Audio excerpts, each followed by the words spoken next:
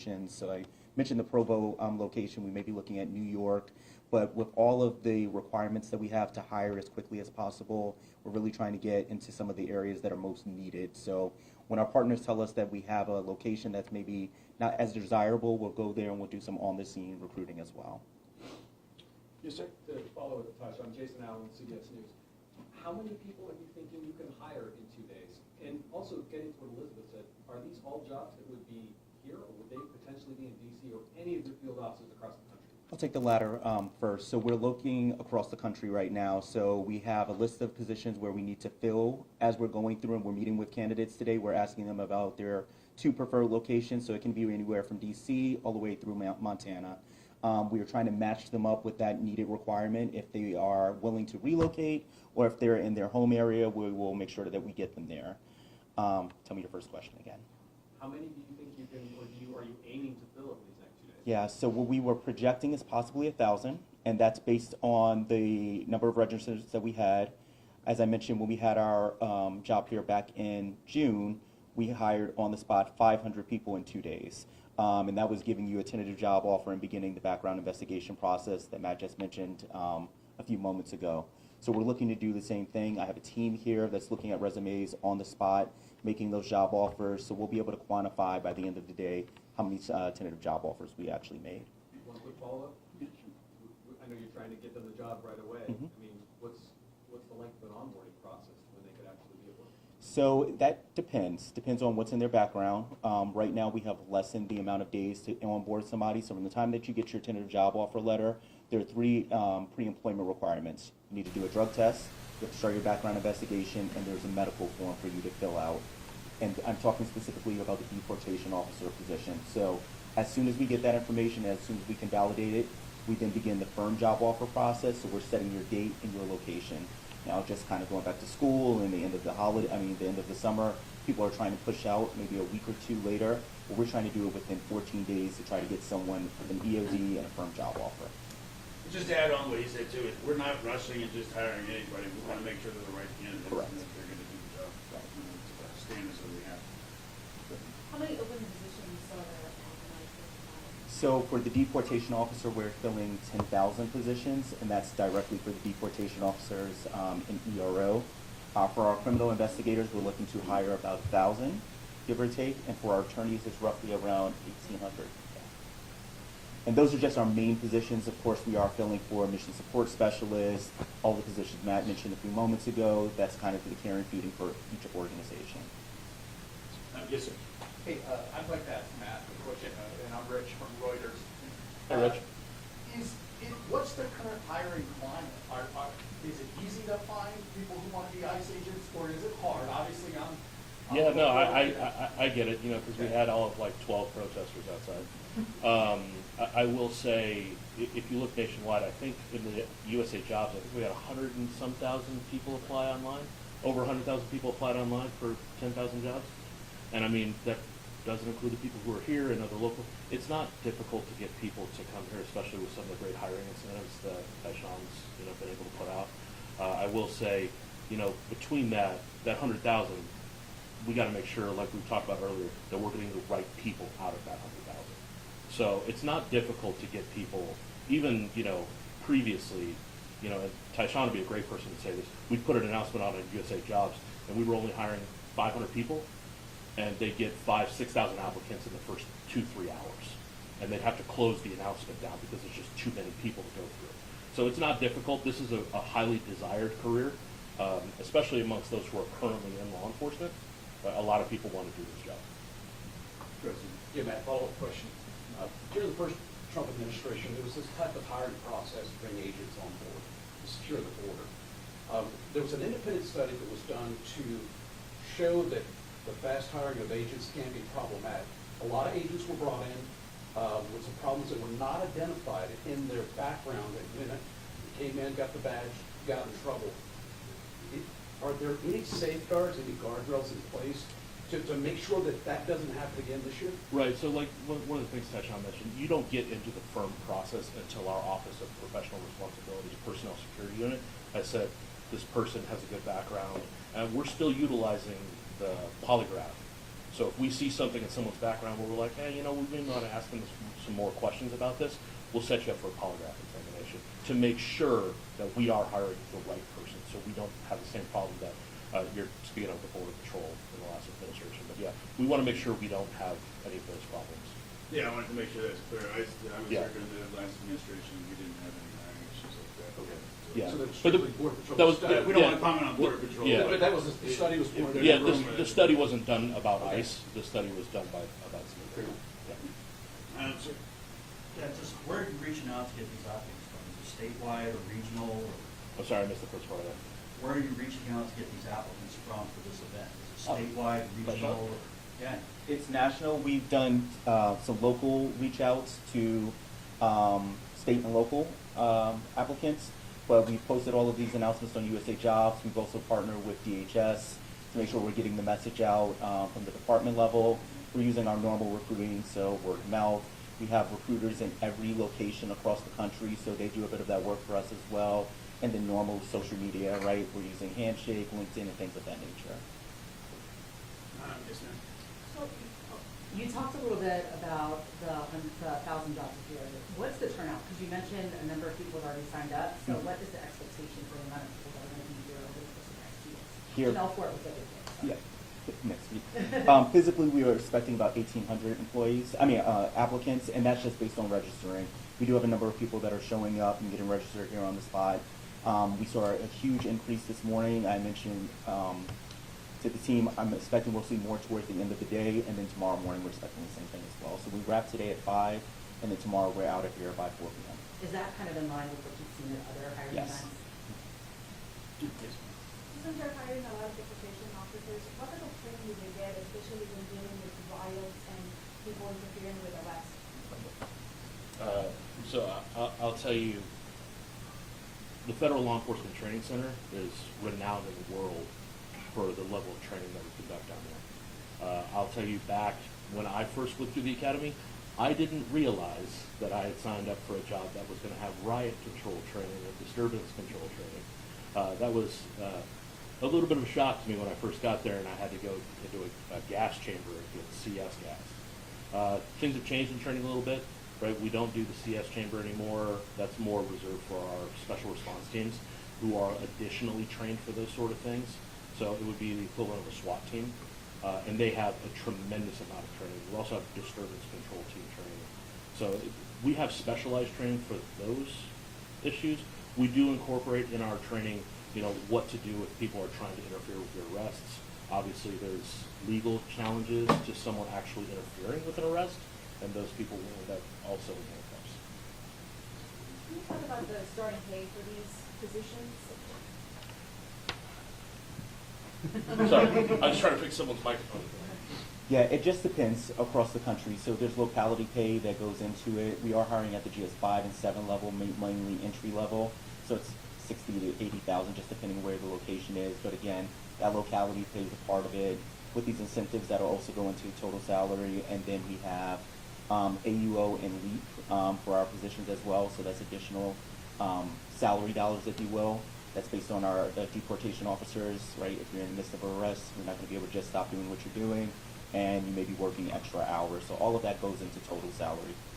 And a follow-up to kind of your recruitment efforts, can you talk about reaching out to some of the local law enforcement agencies, the sheriff's offices that are already partnered with ICE via through the 287G agreements? Yeah, that's what I was going to mention. I don't know if you guys would want to say anything differently, but for the 287G, we have targeted and reached out to some of them, letting them know that we are coming to these recruiting events, and if they're interested. We have seen a lot of law enforcement, so if you guys were here earlier today, we actually had a line for current and former law enforcement officers.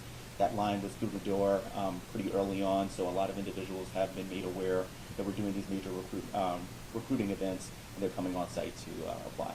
But I don't know if you guys have anything about state and local. Just to add on to that, but at the same Yeah. time, we're not trying to pillage a bunch of Correct. officers from other agencies. I see that bolstering around there all the time. I mean, if you're in the law enforcement field, and Matt could talk more about this, it's kind of a career, right? So if you see opportunities to move up, make more money, to take care of your family, of course you're going to want it. And so I think all the law enforcement agencies understand that sometimes people go to a different one, but it's not pillaging or anything. We all have a good relationship with all of the law enforcement partners. ICE is a great organization. Yes, sir. Hey, since you're the hiring guru, similar question in that, but I'm sure it's a tough job right now. You're challenged with all these officers, all these open positions that you need to fill. Does it hurt or help that there are these social videos, you know, of people booing your officers, throwing things? Does that make your job harder, or does it motivate the right type of person to come do this job?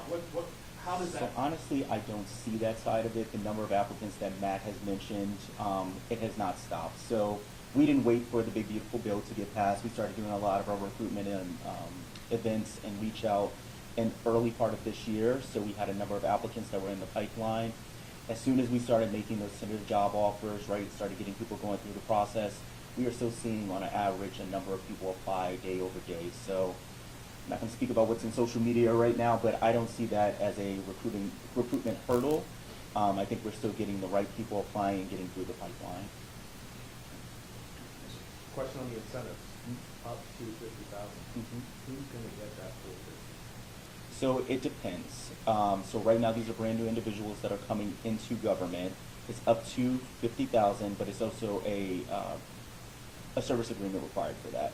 So you're coming on board, you're signing a service agreement that's for 5 years. So presumably if you're on board and you stay the 5 years, you'll get that up to 50,000. But again, that's for new applicants coming into the federal government. Salary or hourly? Salary. The overtime, Correct. there is overtime? There is. What's going to happen when these appropriations run out, all the agents that are hired? What, is there a plan in place that, I mean, there's no promise of money tomorrow. Right. This is, you know, in the big beautiful bill per se. So what's the plan? We can't really talk about something political like that. That would, I mean, that would be a question going directly to Congress or to the White House or DHS.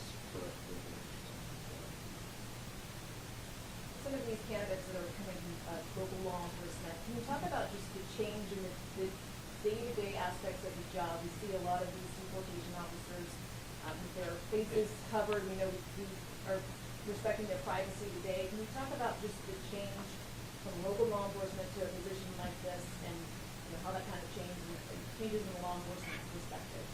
Yeah, I'll tell you, from one law enforcement agency to another, it's not a huge change in what you're doing in your job. It's a false narrative being brought that we're somehow doing terrible things. Like I mentioned earlier, my officers in Baltimore arrested over 400 sex offenders in a little over 2 years. I don't think anybody in this room would say that that's bad work. Like anybody would agree that that's righteous work. But I can tell you, I've been out there while arresting a child rapist and had people yelling at me to go home and get out of their communities. And I'm like, if you only knew what your neighbor had done, you would be praising for the work I'm doing.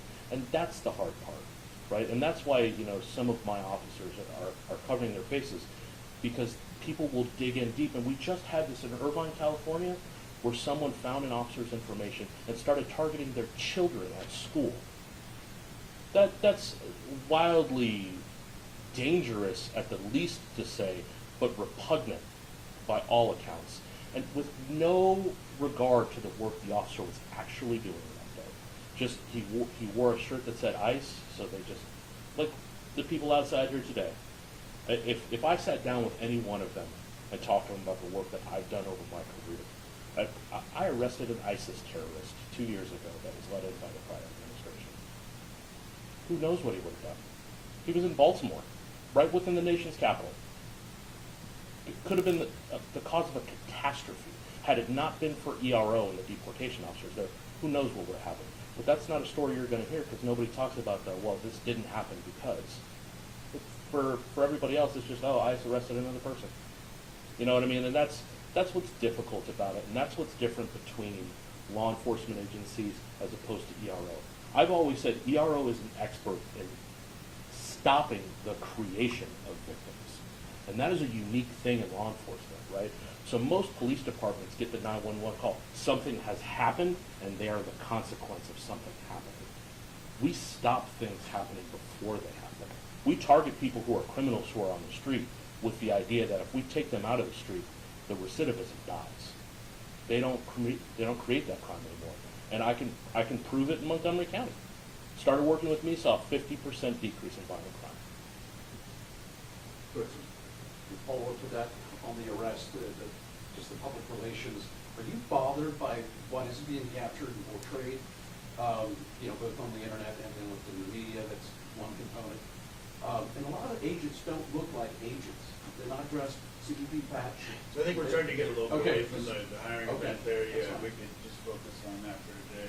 Did anybody else have any other questions?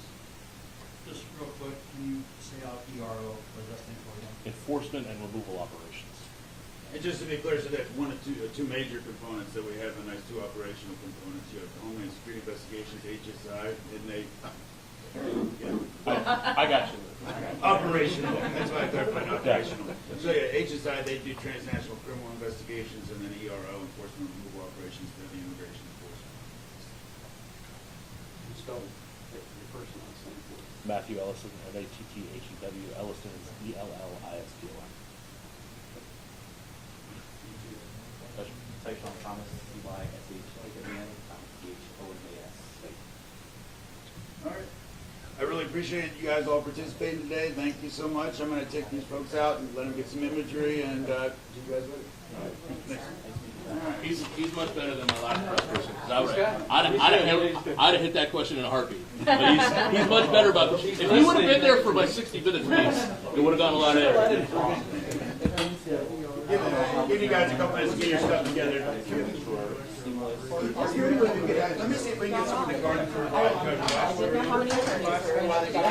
know what? No, I don't want to say. Unfortunately, something happened. I hate to jump myself.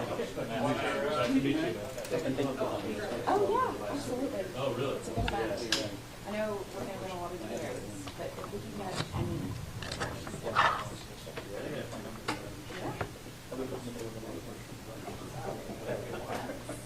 I fall asleep. Yeah.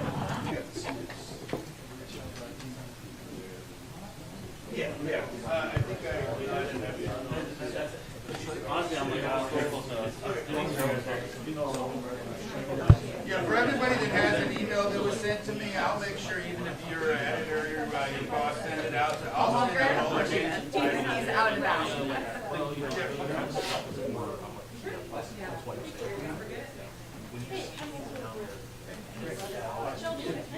Yeah, sorry about the guys in there. That video we have to show the video. No, you're good. No, you're good. I just probably No, I think we're good. Yeah, I noticed, I want you to get your shot. Yeah, no, for sure. Are you Are you also, or? Okay. You're based in Dallas? Okay, cool. We're just not right.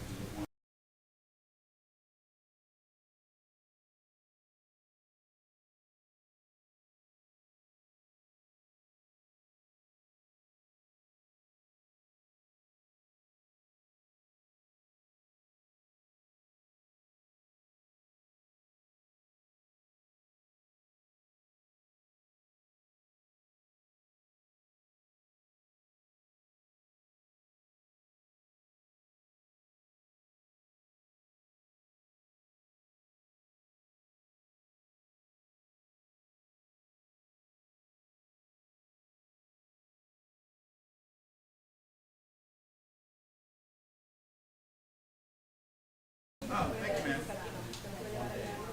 Yeah, definitely. I'll make sure to send that out. And we're gonna have the, sorry? Okay, yeah, I do Houston. I'm actually just covering the Dallas office for the guy that's out. We have a lot of good news in Houston. Yeah, definitely. He's actually retired.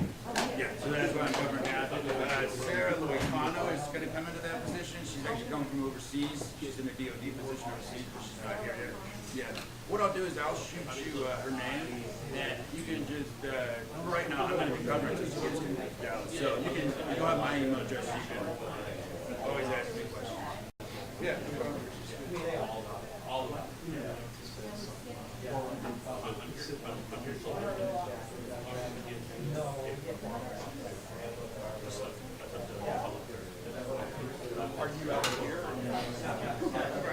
What we might do too is if if I can get the numbers and stuff from the event, I might put out maybe like a follow-up, something that you guys, give you guys an idea of how many people attended, how many people were hired out of it, things like that. Yeah, definitely.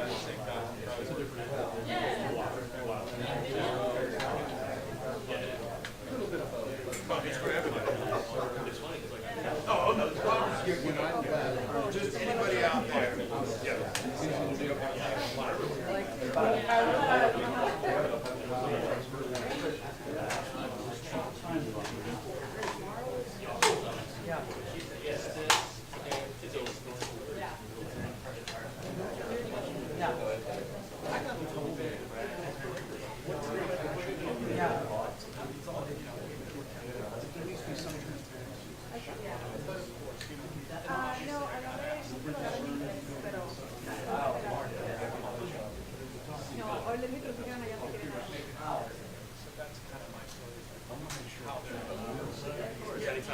I think there was an extra number in there. Oh, I might have, I was. I know, and I appreciate you. I was in Baltimore core and then now I'm in DC. I was in LA for a few years. Yeah, I did do it. It's okay, don't worry about it, you did great. There's a long list of senior executive service members. Someone to I don't call myself that. No. 3, 4, 6, 2, 2. And then I'm gonna bring it to make sure it's Yep, correct. go ahead. Oh, you must be so happy to be home. Yeah. How you doing?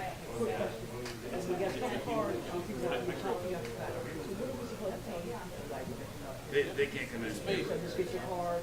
Well, I'll be up there in a couple seconds if these guys are out there to talk to these ones. But basically saying that we had the media event.